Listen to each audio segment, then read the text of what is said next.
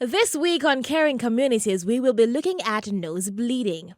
Nosebleeds are often the result of common events, usually trauma, but nosebleeds can be a warning of other problems such as high blood pressure, disease of the arteries, side effects of medications, and drugs such as aspirin and cocaine, bleeding disorders, and cancerous or non-cancerous nasal tumors.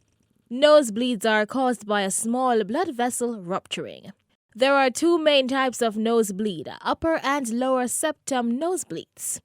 Most nosebleeds occur within the lower end of the nose in the lower septum. The septum is a semi-rigid wall separating the two channels of the nose that contain blood vessels. These blood vessels lie close to the surface, making them susceptible to injury. Interestingly, lower nosebleeds do not usually require medical attention unless the bleeding cannot be stopped or if it happens in the very young.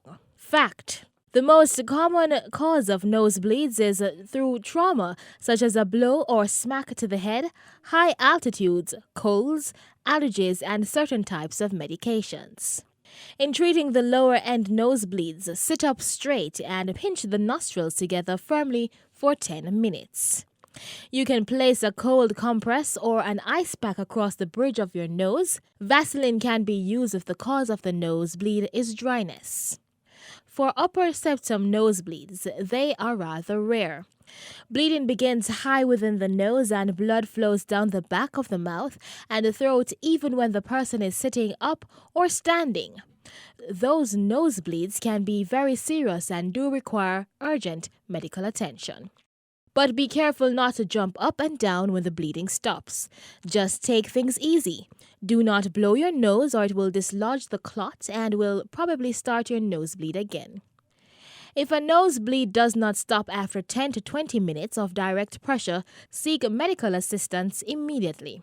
Urgent medical attention is also required if the blood loss is heavy, if you get nosebleeds often, if the injury or trauma is severe, the person is an infant or child, or if the person is already sick or elderly. Please contact your nearest health center for more information on nose bleeding or other viral and communicable diseases.